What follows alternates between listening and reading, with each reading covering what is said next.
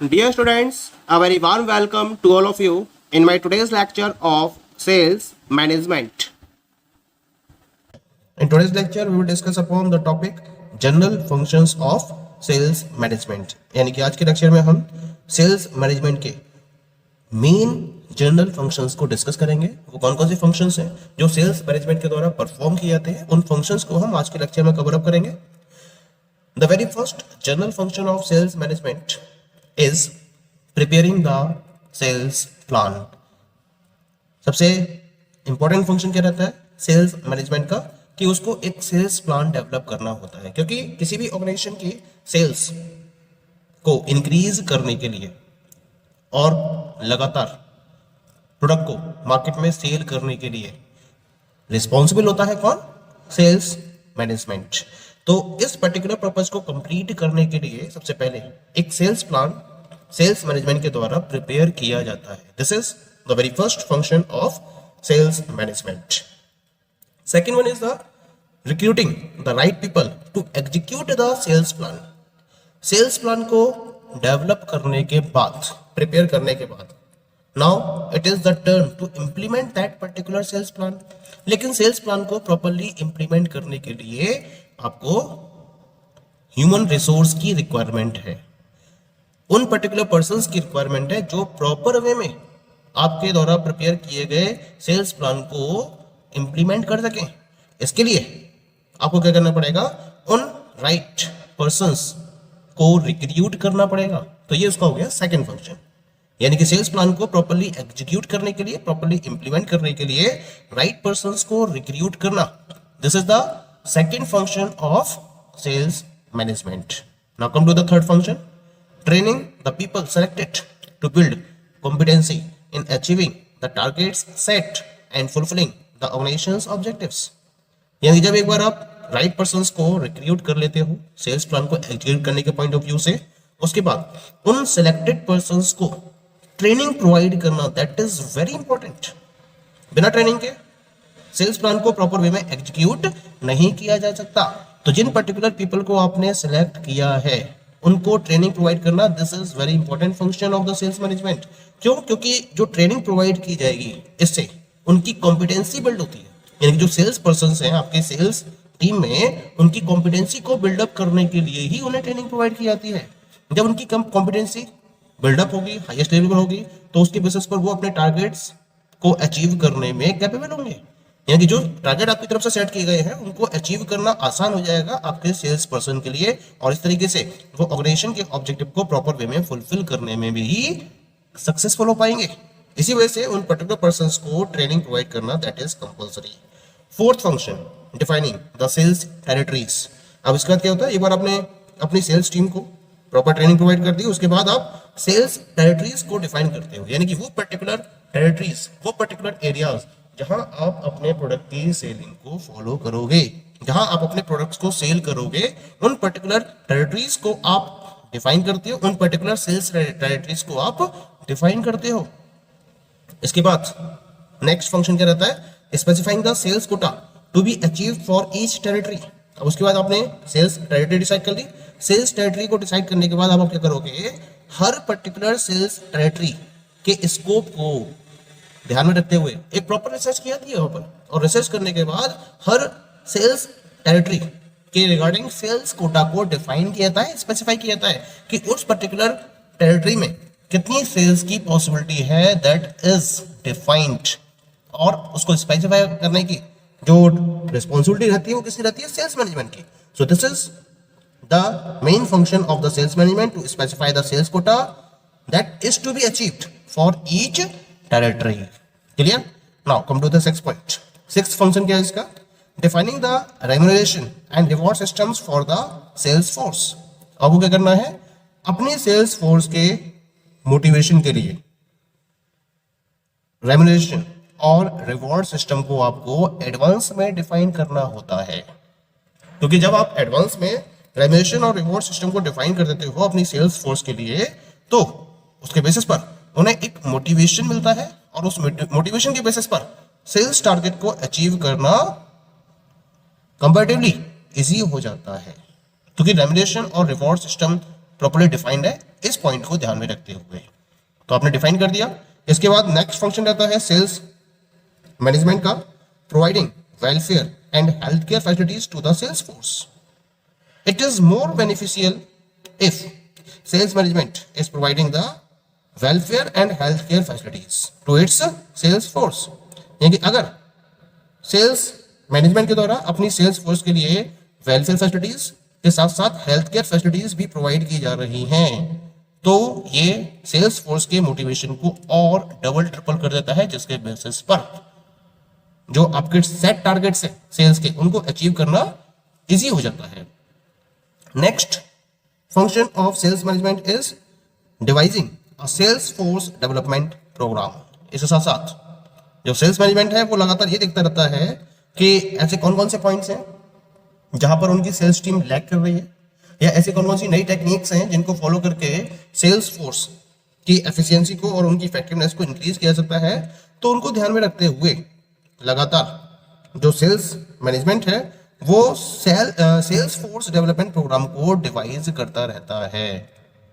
ऐसे प्रोग्राम्स को एग्जिस्टेंस में लेकर आता है, उनको प्रॉपर डेवलपमेंट प्रोग्राम प्रोवाइड किया जाता है सेल्स फोर्स के लिए, और उसके बेसिस पर उनके डेवलपमेंट को पॉसिबल किया जाता है, जिससे कि चेंजिंग सिनेरियो के अकॉर्डिंग वो अपनी सेलिंग टेक्निक को और ज्यादा स्ट्रॉन्ग कर सके। Next one is analysing past performance with the current performance and making predictions on demand. The main function, this is one of the main function of sales management.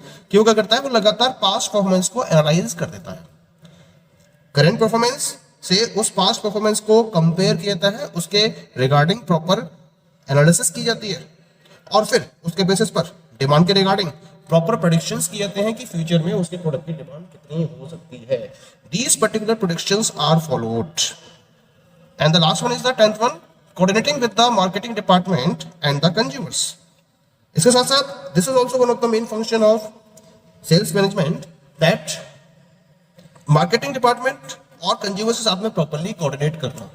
जब तक management, जो sales management है, वो marketing department और consumer के साथ में properly coordinate करने की पोजीशन में नहीं होगा, तब तक सेल्स को इंक्रीज नहीं किया जा सकेगा।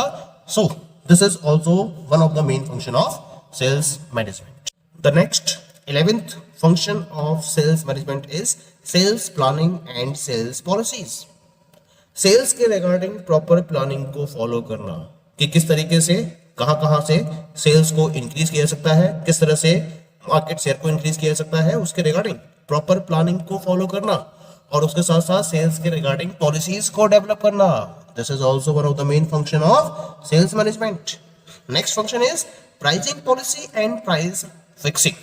यानी कि इस पर्टिकुलर फंक्शन में जो सेल्स मैनेजमेंट है वो पर्टिकुलर प्रोडक्ट के प्राइस को डिसाइड करने के लिए डिफरेंट प्राइसिंग पॉलिसीज को कंसीडर करता है, और उन प्राइसिंग पॉलिसी के बेसिस पर प्रोडक्ट के एक पर्टिकुलर प्राइस को डिसाइड किया जाता है, और उस पर्टिकुलर प्राइस को फिक्स करके उस पर्टिकुलर प्राइस पर प्रोडक्ट्स और सर्विसेज को मार्केट में अवेलेबल कराया जाता है।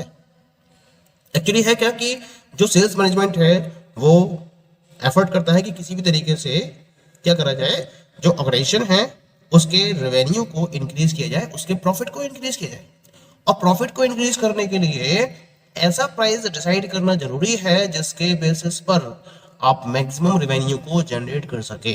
तो बेस्ट पॉसिबिलिटीज को सर्च करते हुए, डिफरेंट प्राइसिंग पॉलिसीज को ध्यान में रखते हुए सेल्स मैनेजमेंट प्रोडक्ट के प्राइस को डिसाइड करता है, और उस पर्टिकुलर प्राइस को फॉलो करते हुए फर्म के रेवेन्यू को और उसके प्रॉफिट को मैक्सिमाइज करने के लिए एफर्ट्स किए जाते हैं।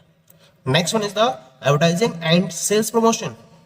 एक्चुअली है क्या कि आज की डेट में अगर देखा जाए तो सेल्स मैनेजमेंट का स्कोप काफी हद तक बढ़ चुका है। There has been a tremendous increment in the scope of sales management, और इसी वजह से एडवर्टाइजिंग और सेल्स प्रमोशन जैसे जो मेन कम्युनिकेशन फंक्शंस हैं, प्रमोशनल फंक्शंस हैं, they are also under sales management. क्योंकि सेल्स को इंक्रीज करना है, और सेल्स को इंक्रीज करने के लिए अवेयरनेस, कंज्यूमर्स के बीच में अवेयरनेस होनी बहुत जरूरी है, और उस अवेयरनेस प्रोग्राम को प्रॉपर्ली इंप्लीमेंट करने के लिए एडवर्टाइजिंग और सेल्स प्रमोशन, ये दो मेन फंक्शंस हैं जो सेल्स मैनेजमेंट के द्वारा फॉलो किए जाते हैं। Next one is the scientific sales personship management and control of sales force, sales force के रिगार्डिंग प्रॉपर सेल्स पर्सनशिप को फॉलो करना है साइंटिफिक वे में, वो भी उसका मैनेजमेंट करना है, उसको कंट्रोल करना है। ये काम भी किसका है? ये काम भी है सेल्स मैनेजमेंट का।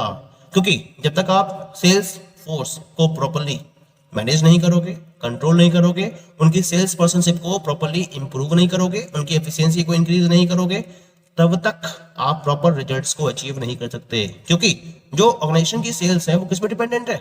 सेल्स फोर्स पर डायरेक्टली डिपेंडेंट है। आपने तो प्रोग्राम को, सेल्स मैनेजमेंट के जो टॉप मोस्ट पर्सन है उन्होंने प्रोग्राम को डेवलप कर लिया, सेल्स प्लानिंग कर ली, सेल्स प्रोसेस डिफाइन कर दी, लेकिन उनको इंप्लीमेंट करने का काम किसका है? सेल्स फोर्स का। इसी वजह से आपको सबसे ज्यादा फोकस कहां करना होगा? सेल्स फोर्स के सेल्स पर्सनशिप, उसके मैनेजमेंट और उसके कंट्रोल पर। इसी वजह से सेल्स मैनेजमेंट इसके लिए एक प्रॉपर साइंटिफिक वे में प्रोग्राम डेवलप करता है जिसके बेसिस पर सेल्स फोर्स को प्रॉपर्ली मैनेज किया जा सके और उनको कंट्रोल किया जा सके, जिसके बेसिस पर सेल्स को मैक्सिमाइज किया जा सके। Next main function of sales management is marketing research. Marketing research it is very important function, क्योंकि मार्केटिंग रिसर्च के बेसिस पर आप मार्केट के बारे में डिफरेंट इंफॉर्मेशन को गैदर करते हो। ये जो सेल्स फोर्स आपकी मार्केट में वर्कआउट कर रही है, इसी को आप एक बेस बनाते हुए इसके बेसिस पर मार्केट के बारे में जो भी करंट इंफॉर्मेशन हैं या कस्टमर्स के जो चेंजिंग ट्रेंड्स हैं, टेस्ट है, प्रेफरेंसेस हैं, जो चेंजिंग बिहेवियर्स हैं, उनके बारे में प्रॉपर इंफॉर्मेशन कलेक्ट करते हो और उसके लिए आप मार्केटिंग रिसर्च की हेल्प लेते हो और उसके बेसिस पर डिफरेंट टाइप की इंफॉर्मेशन कलेक्ट करते हो, जिसके बेसिस पर आप अपने डिफरेंट टाइप के सेल्स प्लानिंग और सेल्स पॉलिसीज को डेवलप करते हो। तो मार्केटिंग रिसर्च एक इंपॉर्टेंट रोल प्ले करता है सेल्स मैनेजमेंट के लिए, उसके पॉइंट ऑफ व्यू से, सेल्स प्लानिंग और सेल्स पॉलिसीज को डेवलप करने के पॉइंट ऑफ व्यू से। That is very clear. Now come to the next point, planning and control of sales operations and control of sales cost. अगर profit को maximise करना है तो आपको प्रॉपर वे में सेल्स ऑपरेशंस को प्लान करना पड़ेगा, उनको कंट्रोल करना पड़ेगा और इस तरीके से करना पड़ेगा जिससे कि सेल्स कॉस्ट को प्रॉपर्ली कंट्रोल किया जा सके। जब तक आप अपने सेल्स ऑपरेशंस को प्रॉपर्ली प्लान और कंट्रोल नहीं कर देते हो, तब तक आप सेल्स कॉस्ट को प्रॉपर्ली कंट्रोल करने की पोजीशन में नहीं आओगे। ऐसा नहीं है कि हवा में बैठे बैठे काम हो जाएंगे।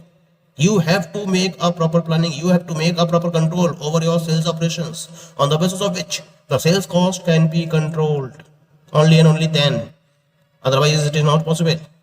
Next function of sales management is selection and management of channel of distribution. क्योंकि जो प्रोडक्ट है वो सेल्स फोर्स के बेसिस पर तो मार्केट में सेल हो ही रहा है, लेकिन उसके साथ साथ आपने अपने चैनल ऑफ डिस्ट्रीब्यूशन भी सेटअप कर रखे हैं। तो उन चैनल ऑफ डिस्ट्रीब्यूशन को जो आपने सेटअप किया है, तो कौन कौन से चैनल्स ऑफ डिस्ट्रीब्यूशन आपको फॉलो करने हैं प्रोडक्ट को सेल करने के लिए और किस तरीके से उनको मैनेज करना है, ये काम भी किसका रहता है? सेल्स मैनेजमेंट का। तो जब तक आप अपने चैनल ऑफ डिस्ट्रीब्यूशन को प्रॉपर्ली मैनेज करने की पोजीशन में नहीं होगे, तब तक सेल्स को इंक्रीज नहीं किया जा सकता। ऐसे ही नहीं छोड़ा जा सकता किसी के भरोसे। जो सेल्स मैनेजमेंट है उसको प्रॉपर्ली मैनेज करना होगा चैनल ऑफ डिस्ट्रीब्यूशन को, जिसके बेसिस पर सेल्स को लगातार इंक्रीज किया जा सके। एक क्लोज वॉच रखनी बहुत जरूरी होती है। Next one is the branding, packing and labelling.